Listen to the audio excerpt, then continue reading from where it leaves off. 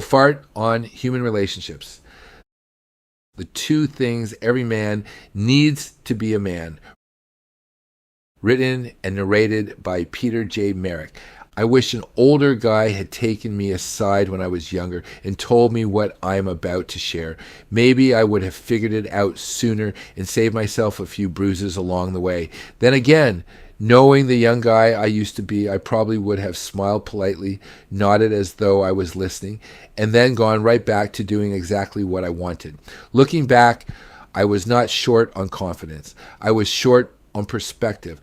I had not yet developed discernment. And the funny thing about youth is that you usually do not realize you are missing either one.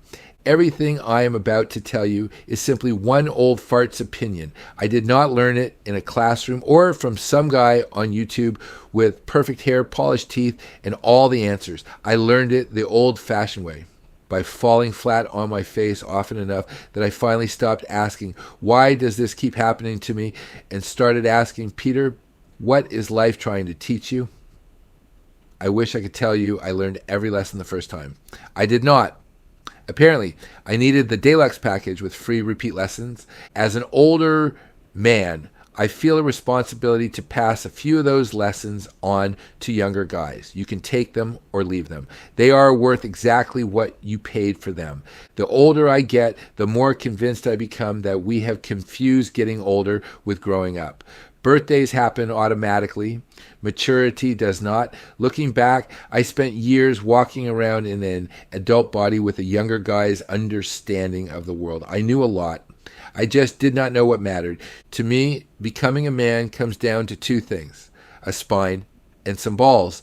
That is it. Simple, not easy. I did not always have either one. Like a lot of young guys, I wanted people to like me. I avoided conflict, kept my opinions to myself, and confused keeping the peace with keeping everyone happy. Looking back, I spent so much time trying not to disappoint other people that I became very good at disappointing myself. It was an exhausting full-time job with terrible pay, lousy benefits, and absolutely no pension. A spine is knowing what you believe before life asks you to prove it. It is knowing who you are, what you value, and refusing to sell either one simply because standing alone feels uncomfortable. Life has a funny way of testing your spine. It waits until you are comfortable, pulls the rug out from under you, folds up the rug, and leaves you lying there wondering what just happened. Mine did that often enough that I became quite familiar with the view from the floor, but a spine alone is not enough. You also need the balls to live by those values when there is a price to pay. Anybody can have convictions when nothing is at stake. The real test comes when standing by them costs you something. Every guy eventually discovers that integrity comes with a bill attached to it. The question is not whether there is a price. The question is whether you are willing to pay it. Something interesting happens once you earn both a spine and some balls. You begin seeing people much more clearly. It took me far longer than it should have, but eventually I realized there are only four kinds of people. 1, there are those who dislike you for the wrong reasons. 2, there are those who dislike you for the right reasons. 3, there are those who like you for the wrong reasons. 4, and there are those who like you for the right reasons. The first group judges you before they know you. The second dislikes you because your values challenge theirs or your courage reminds them of the choices they have not yet made. The third likes the version of you they created in their own mind instead of the guy standing in front of them. Maybe they want something from you. Maybe they simply need you to play a role in the story they have written. The fourth group is different. Those are the individuals you want sitting around your kitchen table.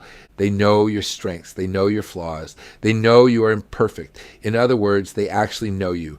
For reasons I still do not completely understand, they decide you are worth keeping around anyway. Those are your people. Do not let them go. Here is what took me decades to understand. You will never consistently attract the fourth group until you stop trying to impress the first three.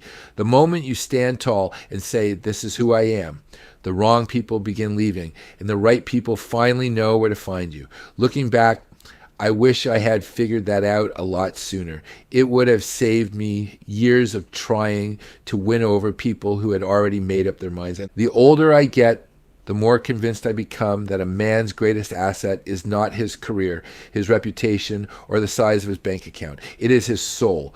Once you begin trading your values for approval, you slowly start selling the one thing that can never truly be replaced. Protecting your soul is your responsibility because nobody else can do it for you. Treat people the way you hope they would treat you. It sounds simple because it is. I have spent a lifetime discovering that the simplest lessons usually take me the longest to learn. Strength without kindness eventually becomes arrogance. Kindness without strength eventually becomes weakness. A good man needs both. So, to the younger guys reading this, here is one old fart's advice. Life is going to knock you flat on your ass more than once. It certainly did me. Get back up. Laugh at yourself and don't take yourself too seriously whenever you can because life is probably already laughing at you anyway. Learn the lesson. Grow a spine. Earn your balls. Protect your soul. One day, you'll wake up, look in the mirror, and realize the guy staring back at you is finally becoming the man you hoped he would be.